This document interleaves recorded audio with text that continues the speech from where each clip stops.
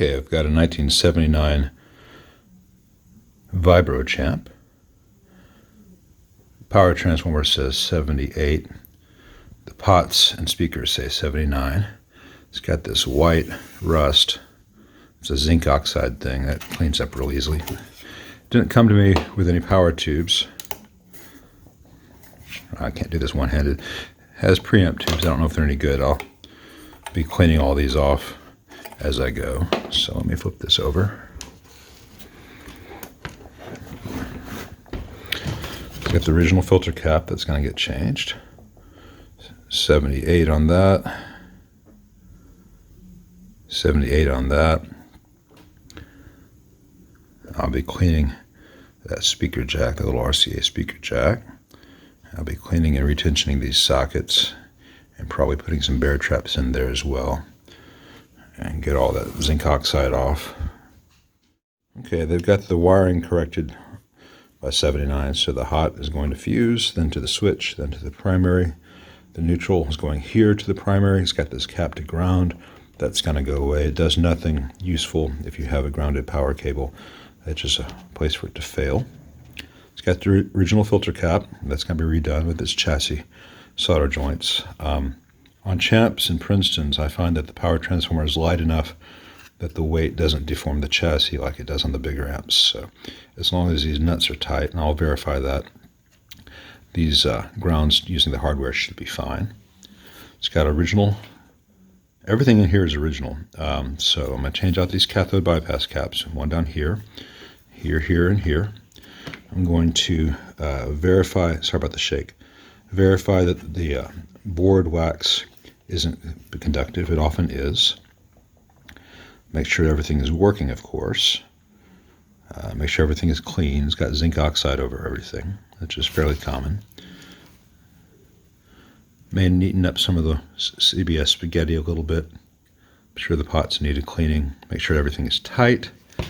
And then I will revisit the wall voltage with this cathode bypass circuit, because on a cathode bias amp like this, oftentimes the wall voltage change makes the bias too hot.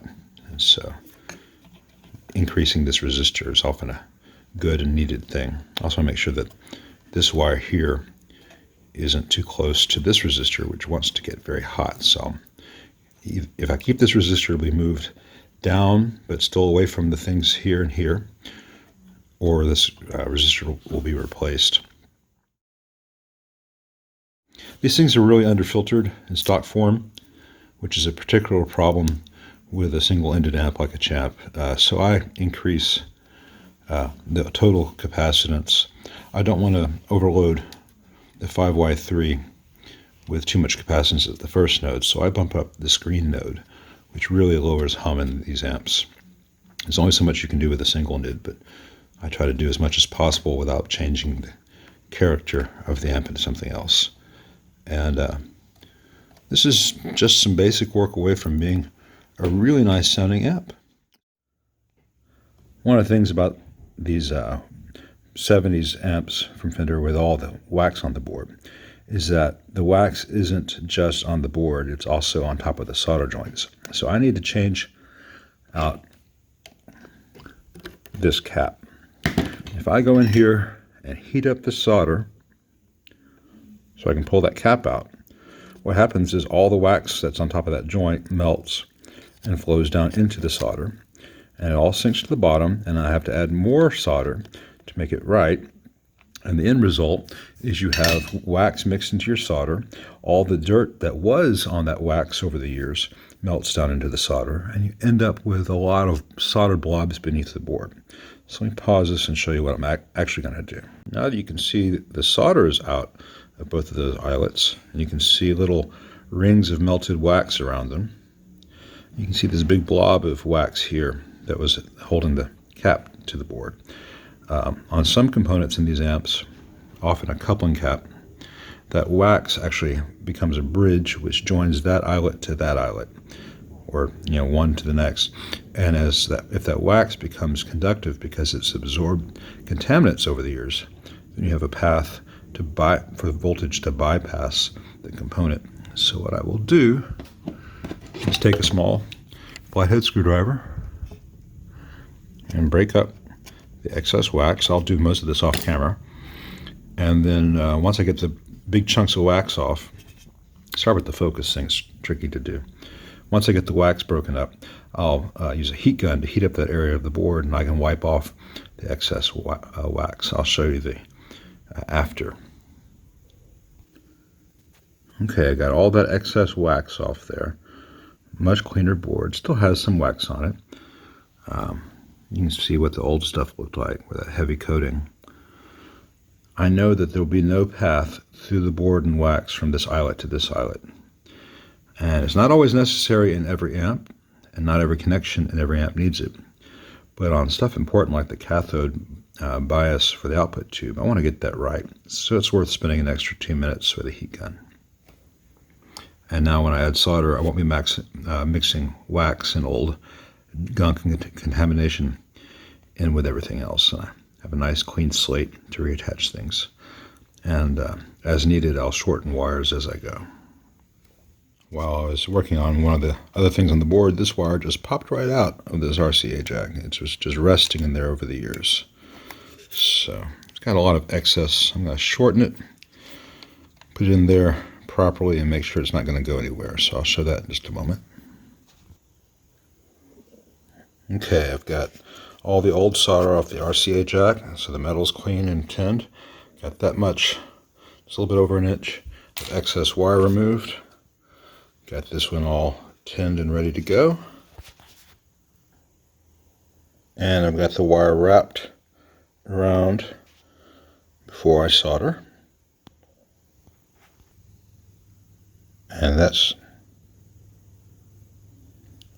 not going to go anywhere. Okay, I got 3 of the cathode bypass caps replaced, and a lot of the excess wax there removed. I got the excess wax removed here in the output cathode, but the vendor I ordered my caps from sent me 3 22-25 volts when I ordered 2 22-25 volts and 1 22-50 volt for the output cathode. Now, Fender spec'd a 25 volt cap there, and they used it, but there can be as much as 20 volts present at that cathode, and so I don't like using a 25 volt cap with 20 volts present. So I'd ordered a 50 volt. No big deal. I can get another Sprague 50 volt, 22 microfarad. 63 volts are also good. That's what I use when I use the Vichys.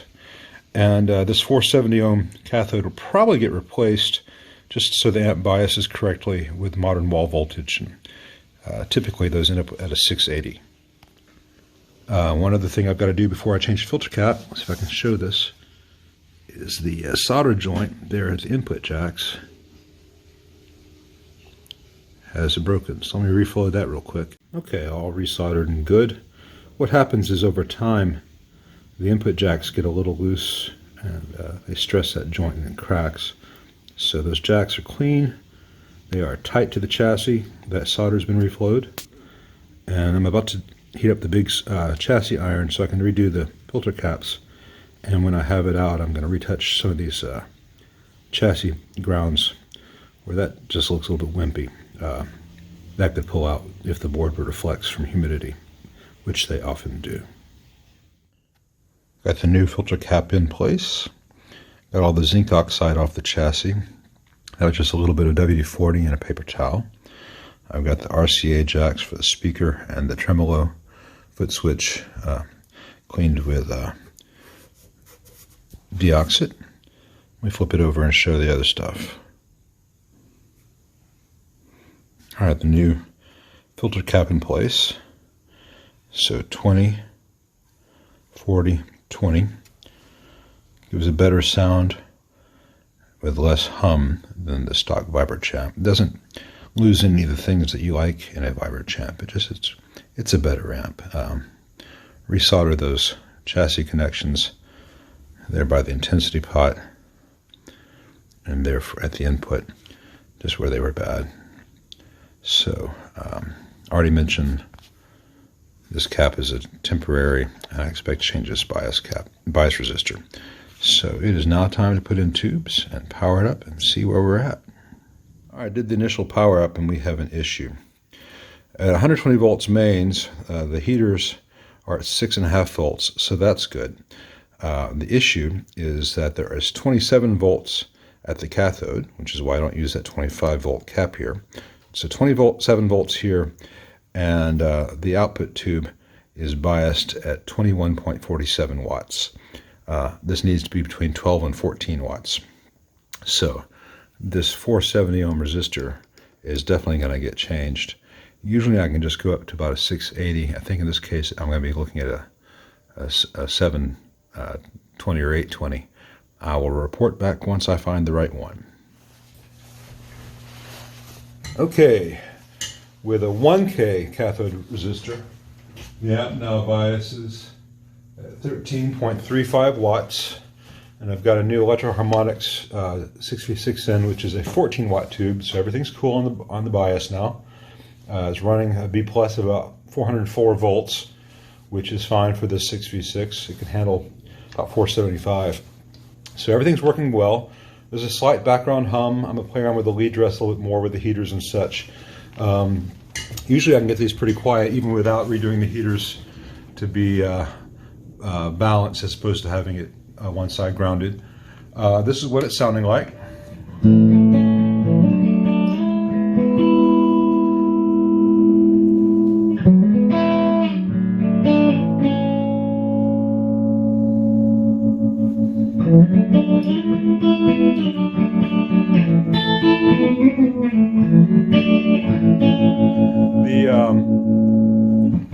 The pots were all dirty. That's no big deal to take care of. That's all cleaned up. Everything sounds pretty good.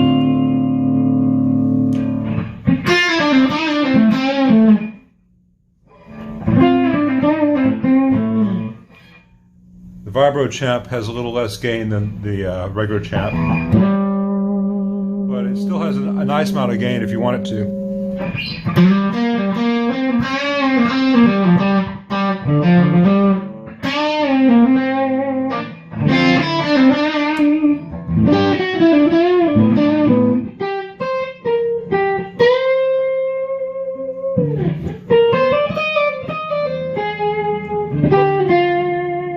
Etc., etc. So for a practice amp, it's great. I'm going to go through here and see if I can get the hum farther down. Pardon me. And one of the things I need to do for that cause is to go through and find any places on the board where there might be leaking DC, which I've covered a lot in the Super Reverb and Deluxe Reverb videos, but it's always an important thing to look at.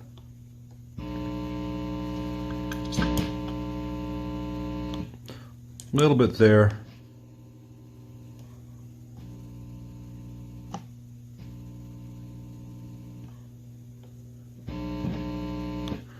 So I need to get the wax off that. That's just wax bleeding.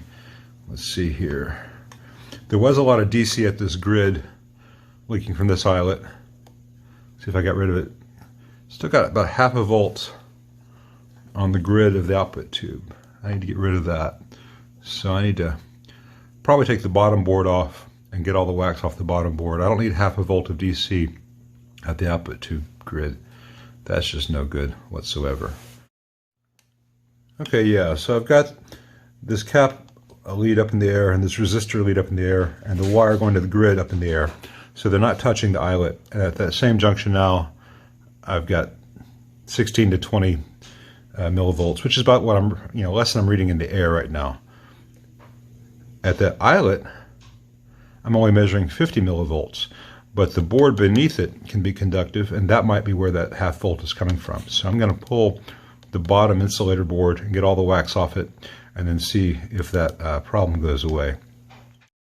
All right, this is the underboard. These pools of wax can be conductive, and this pool of wax is right underneath that eyelet where I was having that problem. So let me get all the wax off this and report back.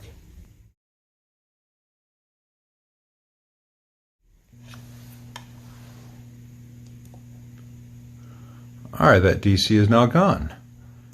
Got plenty of DC right there. No DC at the grid on the output tubes. And the background hum has lowered. Okay, got all the remaining DC out, including at that treble cap. And I undid one little handicap thing that Fender does to the Champ, the Vibro Champ, and to a degree to the Princeton. And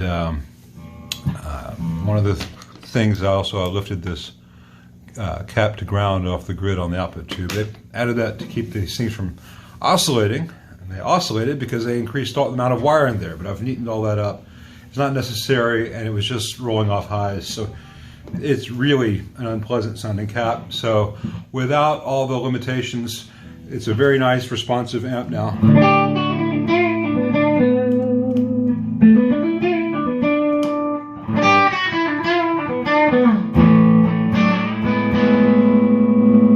And next thing I got to do later tonight is test the little 8-inch speaker and see if it's any good. If it's not, a good sounding 8-inch speaker is now about $35–40. No big deal. Well, the 8-inch speaker works, but it's a little bit ragged.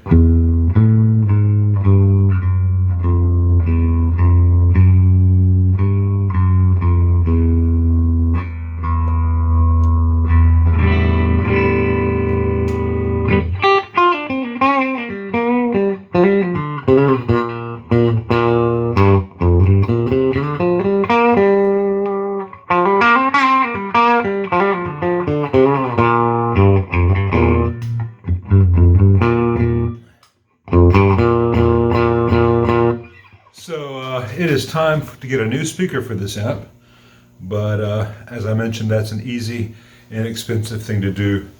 And the stock speakers in these things are about as good as you'd find in the door of a Chevy from the time period. So anything we put in will be pretty much an upgrade.